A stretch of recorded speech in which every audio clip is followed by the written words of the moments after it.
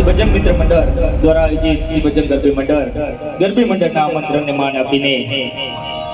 Malviya police સ્ટેશનના PI Shri GR